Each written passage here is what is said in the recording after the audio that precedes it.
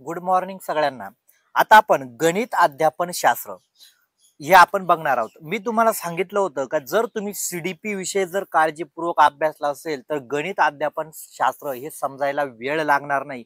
पण ज्या विद्यार्थ्यांनी सीडीपी विषय जो काळजीपूर्वक अभ्यासला नसेल किंवा लक्ष दिलं नसेल तर गणित अध्यापन शास्त्रामध्ये नक्कीच अडचणी तुम्हाला निर्माण होऊ शकतात. आता आपण पाठ्यपुस्तकी विशेषता, आता इथे काय दिलंय पाठ्यपुस्तकाची विशेषता. आता ही प्रत्येक विषय आता फक्त गणितासाठी मर्यादित आहे का? तर पाठ्यपुस्तक जे आहे ते प्रत्येक विषयासाठी मर्यादित आहे ना. म्हणजे यातून तुमचा मराठी असेल, हिंदी असेल, प्रत्येकाचा अभ्यास होऊन जाईल. बरोबर आहे का नाही? पाठ्यपुस्तकाची विशेषतामध्ये आता पाठ्यक्रम अनुरूप होना चाहिए. आता मी डायरेक्ट स्पष्टीकरण देतोय. पाठ्यक्रम अनुरूप होना चाहिए, सरल और स्पष्ट भाषा का प्रयोग. बघा, म्हणजे जो पाठ्यक्रम आहे तो अनुरूप म्हणजे जे विद्यार्थी आहेत ना, आता पहिलीच्या विद्यार्थीचा अभ्यासक्रम पण कसा डिझाईन केला पाहिजे तर त्यांच्या वयानुसार डिझाईन केला पाहिजे. सरळ और स्पष्ट भाषा का प्रयोग पाहिजे, म्हणजे भाषा काय पाहिजे? सोपी पाहिजे. हे आपण एक एक पॉइंट पुढे बघणार आहोत. आकृतीवर उदाहरणों का समावेश. काय त्या पाठ्यपुस्तकामध्ये काय पाहिजे? आकृत्या पाहिजे, उदाहरण पाहिजे, रंगीत पण म्हणजे आकृत्या पाहिजे. पर्याप्त सही जानकारी. पर्याप्त म्हणजे काय? तुम्ही जी उदाहरणं देताय किंवा ते पाहिजे तर ती पर्याप्त पाहिजे. म्हणजे ते आपण काय म्हणतो, मी समजा आता तुम्हाला एखादं स्पष्टीकरण देतोय तर तो मुद्दा समजतोय का त्या स्पष्टीकरणाचं? एवढं स्पष्टीकरण मी दिलं पाहिजे. नाहीतर मी फक्त 2 ओळीमध्ये स्पष्टीकरण दिलं पर्याप्त आणि ते तुम्हाला समजलं नाही तर उपयोग आहे का? पर्याप्त म्हणजे मी तुम्हाला 2 काय 4 ओळी स्पष्टीकरण दिलं पाहिजे, पण त्यातून जे तुम्हाला सांगायचं आहे, जे तुम्हाला समजायचं आहे ते समजणं महत्वाचं. याला म्हटलं जातं पर्याप्त जानकारी. त्याच्यानंतर त्रुटीहीन म्हणजे काय? त्यामध्ये चुका झाल्या नाही पाहिजे ना. आता जर एखादं तुम्ही पुस्तक निर्माण करायला घेतलं आणि मोठ्या प्रमाणात चुका करून ठेवल्या, काय करून ठेवल्या? चुका करून ठेवल्या आणि हे पुस्तक बाजारात उपलब्ध झालं तर विद्यार्थी काय म्हणतील? म्हणजे चुका पण त्याच्यात नकोय. बरोबर आहे की नाही? कारण असं नाही, आता तुम्ही असं म्हणणार का सर चुका झाल्या काय होतील? अरे बाबा, विद्यार्थी नाहीत ना, शिक्षक. आपण बघा, ज्यावेळेला पुस्तक निर्माण करायचं काम आहे ते कोणाला उठून बोलवतील का पुस्तक तयार करेल? तर अजिबात नाहीये. तर मग पुस्तक तयार करण्यासाठी जे वर्ग असतो तो एकदम उच्च क्वालिफाय आहे, त्यांनी पुस्तक तयार करायचंय, विद्यार्थ्यांकडून नाही तयार. म्हणून काय पाहिजे? ते त्रुटीहीन पाहिजे, म्हणजे त्याच्यामध्ये चुका नकोय. त्याच्यानंतर तथा आयुयुक्त शब्दावली का प्रयोग. आयुयुक्त शब्दावली का प्रयोग म्हणजे काय? त्यांच्या वयानुरूप भाषा वापरली गेली पाहिजे. आता आपण एक एक पॉइंट काळजीपूर्वक बघूया, म्हणजे परत स्पष्टीकरण बघायची गरज नाही. पहिलं पॉइंट काय म्हणते? सरळ और स्पष्ट भाषा. काय म्हटले? सरळ और स्पष्ट भाषा. भाषा कशी पाहिजे? सरळ. सरळ म्हणजे सोपी. आता बघा, यातून तुम्हाला एक मुद्दा मी सांगतो. अवधारणाओं को समझने के लिए सरल और सुलभ भाषा का प्रयोग किया जाना चाहिए. म्हणजे जी अवधारणा आहे, जे विद्यार्थ्यांना तुम्हाला सांगायचंय ती अवधारणा समजण्यासाठी भाषा कोणती पाहिजे? सोपी पाहिजे. सगळ्यात महत्वाचं काय? कुठली भाषा असेल त्याची दैनंदिन जीवनाशी जोडून एकदम सोपी मातृभाषेत सांगितलं पाहिजे. पण आता याच्या पलीकडे जर तुम्ही इंग्रजी माध्यमांकडे गेले तर भाषा वापरतात का ती सोपी? अजिबात वापरत नाही. म्हणजे इथेच ह्याच ऑप्शनने बघा तुम्ही इंग्रजी माध्यमांचा आणि मराठी माध्यमांचा फरक तुम्ही जाणवला असेल. कारण भाषा जर सुलभ नसेल, त्याच्या दैनंदिन जीवनाची नसेल, जी अवधारणा आहे, जे तुम्हाला शिकवायचं त्याला त्या भाषेमध्ये समजतच नसेल, तर तुम्ही ते पुस्तक तयार केलं किंवा अध्यापन तयार करताय, काही उपयोगाचं आहे का? तर अजिबात नाही. त्याच्यानंतर म्हटलंय उदाहरणवर आकृतीयों का प्रयोग. बघा, आता सगळ्यात महत्वाचं, तुम्ही फक्त पुस्तक छापलं, खूप सारी माहिती. आता जसं आता बघा, तुम्ही काय, आपण जास्त वय येत म्हणजे आपण कुमार अवस्थेत आहोत. आता मी इथे तुम्हाला एक पण चित्र नाहीये किंवा आकृती नाहीये. का नाहीये? कारण आपण काय करू शकतो? तार्किक चिंतन करू शकतो. काय करू शकतो? तार्किक चिंतन करू शकतो, काल्पनिक चिंतन करू शकतो. पण जे प्राथमिक स्तरावर जे विद्यार्थी आहेत ते तार्किक चिंतन करू शकतात का? तर अजिबात नाही. म्हणून त्यामुळे त्यांना काय द्यावं लागेल? इथे त्रिकोण असेल, चौकोन असेल, अशा आकृत्यांचा समावेश करावा लागतो. आता पुढे सांगतो, विषय को समजने में आसानी. बघा, आकृती सगळ्यात महत्वाचं समजण्यासाठी. आता लहान मुलांना त्रिकोण माहित आहे का? माहित आहे का त्रिकोण कशाला म्हणतात? तर अजिबात नाही. तर मग तुम्ही त्या पुस्तकामध्ये समजा हा त्रिकोण आहे, हा जर त्या पुस्तकामध्ये चित्रमय रंगीत करा, बरोबर आहे का नाही, दाखवला, तर ते आसानीसे समज, म्हणजे ते लगेच समजेल याला त्रिकोण म्हणतात. बघा, हा, मग ते पावाची पण नाही सर, असा काही पाव असतो, समोसा असतो, काहीतरी त्याला म्हणजे काय होईल? दैनंदिन जीवनाशी जोडतील, पण त्यांना ते स्पष्टपणे कळेल. प्रवाह चार्ट. प्रवाह चार्ट म्हणजे काय? तुम्ही दैनंदिन जीवनाशी मिळते जुळते आकार घेऊन एक चार्ट तयार करणं, याला परवा चार्ट. मानसिक मानचित्र.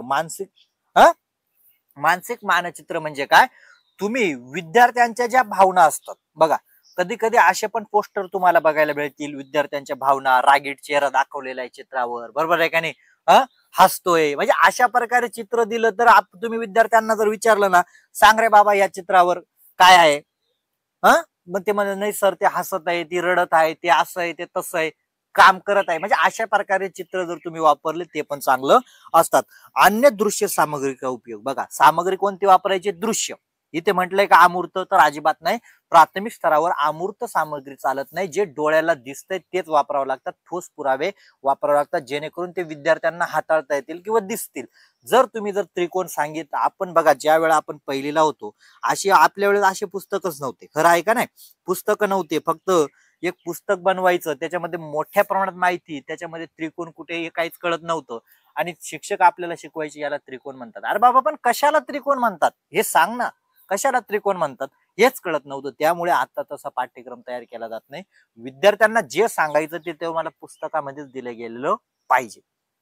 त्याच्यानंतर आपण पॉइंट जेवढं तुम्ही काळजीपूर्वक समजून घेणार ना, व्यापक कव्हरेज. व्यापक, आता ह्या सगळ्यात महत्वाचा आहे बरं का, व्यापक कव्हरेज. व्यापक कव्हरेज म्हणजे काय, इसमें गणित के सभी आवश्यक विषय और शिक्षा शास्त्रों को पर्याप्त रूप से कव्हर किया जाना चाहिए. कव्हरेज, आपण सगळ्यात महत्वाचं काय होतो का, तुम्हाला साध्य काय करायचंय बा. कव्हरेज म्हणजे याचा अर्थ तुम्हाला साध्य काय करायचंय. आता आपली अपेक्षा काय असते, पहिलीच्या विद्यार्थ्यांना एक अंकी संख्यांची बेरीज आली पाहिजे. किती अंकी संख्यांची, एक अंकी संख्यांची बेरीज आली पाहिजे.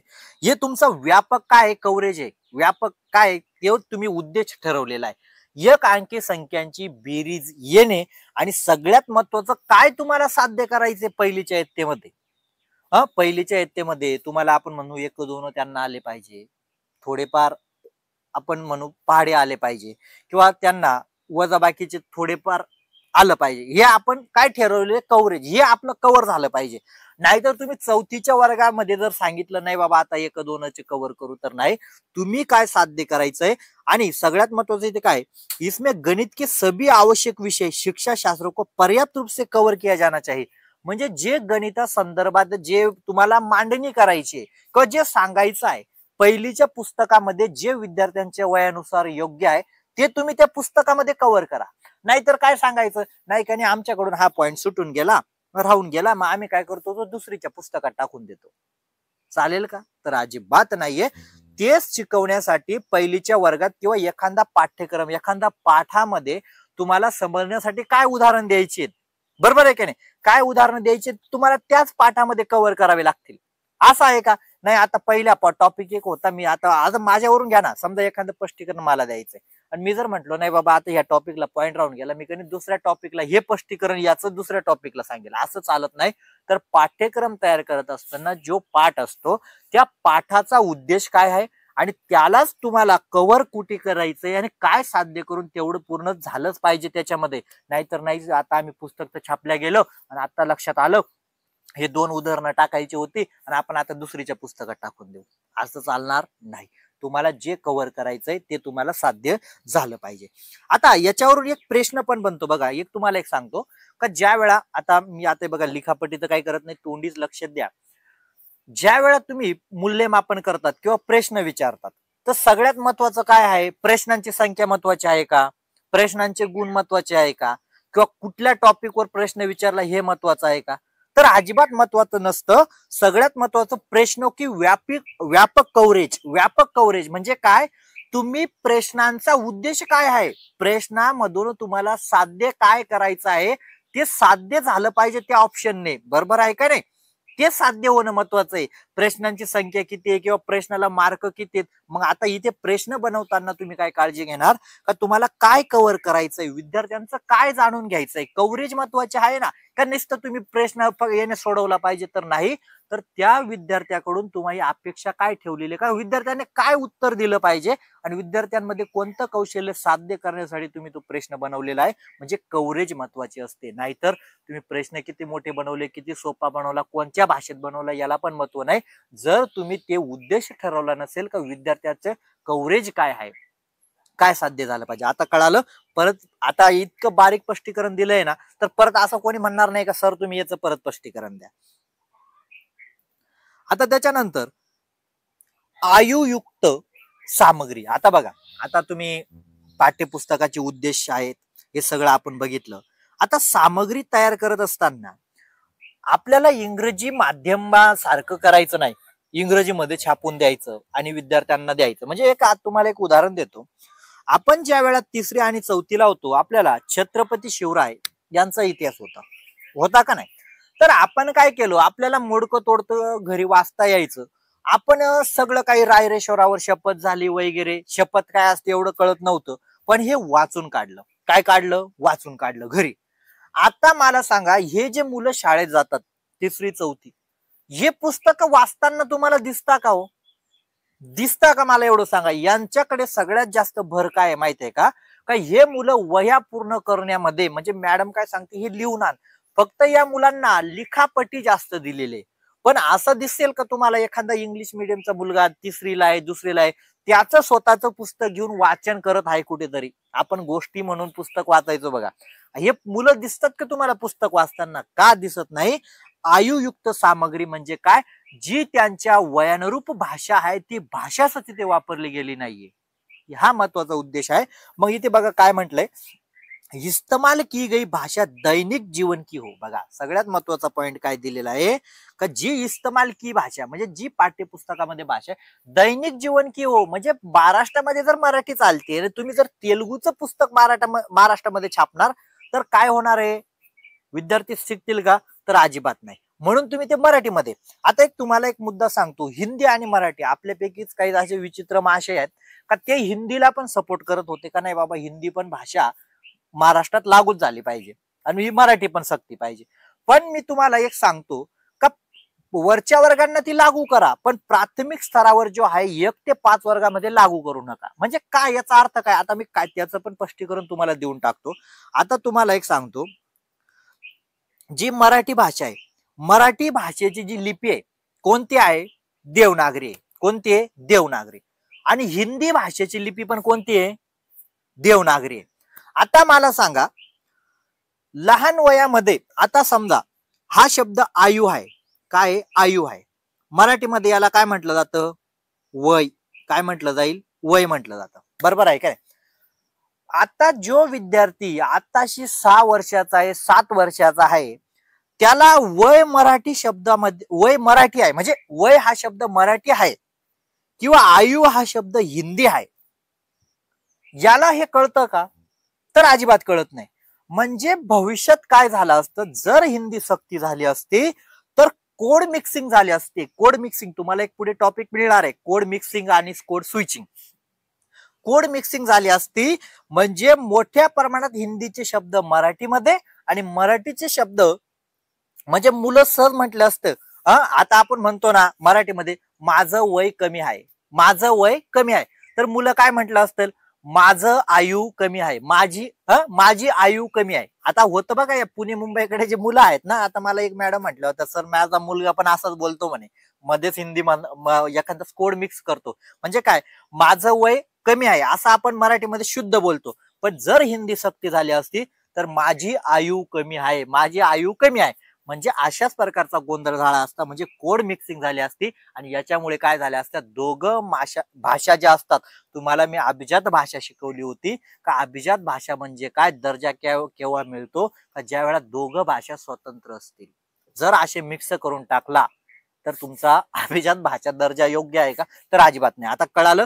परत कोणी विचारू नका. आता मग तुम्ही पण लोकांना सांगा हिंदी सक्ती का करू दिली नाही, याचे कारण आहे. मग आता तुम्ही म्हणणार सर पुढे तर आहे ना हिंदी, तर पुढे काय आहे? म्हणजे उदाहरणार्थ तुम्ही 5वीला आले म्हणजे तुम्ही कमी जास्त 10 वर्षाचा अनुभव आहे तुम्हाला मराठी भाषेचा, म्हणजे तुम्हाला एवढं त्यावेळा कळायला लागतं. तुम्ही अमूर्त विचार करू शकता जेव्हा तुम्ही 5वीच्या वर्गात जातात का हा शब्द, आता बघा 5वीच्या मुलाला जर सांगितलं ना हा शब्द आयु, तो हिंदी म्हणेल, हा शब्द हिंदीतला आहे आणि वय मराठीतला आहे. पण 1ली 2री 3रीच्या मुलाला हा भेद कळतो का? तर कळणार नाही. म्हणून हे तुम्हाला लक्षात द्या, जे विरोध करणार ते योग्यच विरोध होता. आता त्याच्यानंतर म्हटलंय आता बघा, मी काही मुद्दे असे स्पष्टीकरण देत देत पुढे घेऊन जातो, पण ते तुमच्या उपयोगाचे आहे, म्हणजे उदाहरण तुम्हाला पण पुढे अडचण यायला नको. वैज्ञानिक शब्दावली का प्रयोग, वैज्ञानिक शब्दावली का प्रयोग से बचे, म्हणजे काय वैज्ञानिक शब्दावली, म्हणजे काही ठिकाणी असे किचकट शब्द असतात बघा वैज्ञानिक, ते शब्द प्रयोग करायचे नाही, त्यांची मराठीमध्ये मांडणी करायची किंवा दैनंदिन जीवनाचे शब्दांशी ते जोडून द्यायचे. आयु और स्तर के अनुरूप होनी चाहिए, म्हणजे जी भाषा असेल छात्रों की आयु, म्हणजे त्याच्या वयाना त्याला जी समजेल ना तीच भाषा. आता मी माझं स्पष्टीकरण कसं देतोय, आता मला एक सांगा ना, आता तुम्ही स्वतःला काय वाटणार का, नाही सर आम्ही तर शिक्षक आहे, आमचं डीएड आहे बीएड आहे. मी तुम्हाला डीएड आहे किंवा काय हे समजतच नाही, मी तुम्हाला 8वी झालेले विद्यार्थी समजतो. काय माझा उद्देश काय, तुम्हाला समजवणं, तुम्हाला जे मी सांगतोय ते साध्य करणं माझं कर्तव्य आहे. मी कोणत्या भाषेत सांगतोय किंवा किती वैज्ञानिक शब्दावलीचा प्रयोग करतो याला अजिबात किंमत देऊ नका. तुम्ही जे विद्यार्थ्यांना सांगताय तो पूर्णपणे ग्रहण करतोय का, म्हणून विद्यार्थ्यांना. आता मला आजपर्यंत असं कोणी ग्रुपवर सांगितलं नाही बरं का, सर तुम्ही हा टॉपिक सांगितला ना आम्हाला त्याच्यामधलं काहीच कळालं नाही, असं आजपर्यंत समज नाही. मी माझ्या ज्ञानाचं कौतुक करत नाही, पण मी स्पष्टीकरण असं देतो तुम्हाला 8वीचे विद्यार्थी समजून, का नाही बाबा हे विद्यार्थी लहान आहेत, माझ्यासाठी तुम्ही लहानच म्हणून. कारण काय, ज्या वेळा मी जर तुम्हाला माझ्या वयानुरूप समजेल, मग मी काय करेल, स्पष्टीकरण कमी देईल. मुद्दा लक्षात घ्या, विद्यार्थी लहान आहेत आणि लहान प्रकारेच तुम्हाला स्पष्टीकरण द्यावं लागेल. त्याच्यानंतर म्हटलंय तार्किक संघटन. आता तार्किक संघटन काय असतं, गणित अमूर्त विषय. हे बघा, गणित काय आहे, अमूर्त विषय. अमूर्त विषय आहे ना, कारण 2 अधिक 2 4 होतात. काय होतात, 4 होतात, हे अमूर्त आहे. मग आता अमूर्त विषय इथे तार्किक रूप से व्यवस्थित होना चाहिए ताकि छात्रों को आसानी से अनुसरण कर सके. म्हणजे काय, तुम्ही गणित विषय शिकवत असताना गणित अमूर्त विषय आहे, तार्किक विषय आहे, बरोबर आहे का नाही. मग आता हा विषय तार्किक आहे, मग सोडून द्यायचा का नाही बाबा, मग आता तार्किक विषय नाही शिकवायचाच नाही, पुढे शिकू 5वीला तर नाही. तार्किक विषय म्हणजे आता पहिलीचे विद्यार्थी तुम्हाला डायरेक्ट 2 अधिक 2 4 होतात हे त्यांना कळणार नाही. तर मग आपण पहिलीचे तुम्ही पाठ्यपुस्तक बघा, त्याच्यामध्ये अशी एखादी टोपली दाखवली जाते, या टोपलीमध्ये 2 आंबे आहेत, या टोपलीमध्ये 1 सफरचंद आहे, अशा प्रकारे दाखवलं जातं. का दाखवलं जातं, तर गणित तार्किक आहे, इथे असं प्लसचं साइन दिलं जातं. मग आता ते विद्यार्थी म्हणतात हे 2 आंबे, हे हा 1 किती झाले, मिळून झाले 3. म्हणजे काय झालं, तुम्ही तार्किक जे संघटन आहे ते सामग्री करून त्याचे अनुसरण विद्यार्थी करणार, म्हणजे चांगल्या प्रकारे तुम्ही शिकवणार. आता बघा, मी तुम्हाला एवढ्या बारकाईने सांगून दिलं, म्हणजे आता पाठ्यपुस्तकाची विशेषता. आता तुम्ही असं म्हणू नका का पाठ्यपुस्तक फक्त चांगल्या पेजावर पाहिजे किंवा चित्रमय पाहिजे, हे उद्देश त्याच्यामध्ये आहेत, बरोबर आहे का नाही. जर तुम्हाला फक्त पाठ्यपुस्तक सिर्फ रंगीत होना चाहिए, फक्त रंगीत राहून चालेल का, तर त्याची भाषा महत्वाची आहे, त्याची कव्हरेज महत्वाची आहे, तार्किक संघटन महत्वाचं आहे. त्याच्यानंतर त्याच्यामध्ये उदाहरणं पण पाहिजे, बरोबर आहे का नाही. नुसतं पुस्तक छापून दिलं रंगी, म्हणजे लाख कलर चोपडून दिला आणि बाजारात देऊन दिलं, वाचा रे बाबा, असं चालणार नाही. या सगळ्या गोष्टी त्याच्यामध्ये येतात, कळालं. चला व्हिडिओ बघा. आणि मी हा टॉपिक काय करतो, सीडीपी मध्ये नाही, आपलं हिंदी आणि मराठीमध्ये पण ऍड करून देतो, आणि इकडे गणितामध्ये पण ऍड करून देतो. म्हणजे मला मराठी आणि हिंदीसाठी स्वतंत्र टॉपिक घ्यायची गरज नाही. म्हणजे पाठ्यपुस्तकाची विशेषता तुम्हाला मराठीला पण ते, हिंदीला पण तेच आहे, गणिताला पण तेच आहे, बरोबर आहे का नाही. किंवा इतिहास, तुमचा इतिहास विषय असेल, म्हणजे सोशल सायन्स असेल किंवा विज्ञान विषय असेल, हीच पाठ्यपुस्तकाची विशेषता आहे. विशेषता बदलणार नाही का, नाही बाबा मग गणिताचं पुस्तक आहे त्याला कव्हरेज आहे आणि मराठीच्या पुस्तकात फक्त चित्रछापा, असं होणार नाही. त्यामुळे हे टॉपिक, हा एकच टॉपिक बघा, तुम्हाला मी मराठी हिंदीचं जी प्लेलिस्ट आहे तिथे ऍड करून देईल आणि गणितामध्ये ऍड करून देईल. म्हणजे दोघं ठिकाणी, एक ठिकाणी जरी बघितला, म्हणजे ज्या विद्यार्थ्यांचा गणित विषय नाहीये, सोशल सायन्स आहे, म्हणजे ते बघणार नाही गणिताकडे, पण मी त्यांना तो कुठे ऍड करून देईल, हिंदी आणि मराठीमध्ये. चालेल, बघा, अजून जास्त विद्यार्थ्यांना सांगा आणि अभ्यासाला लागा.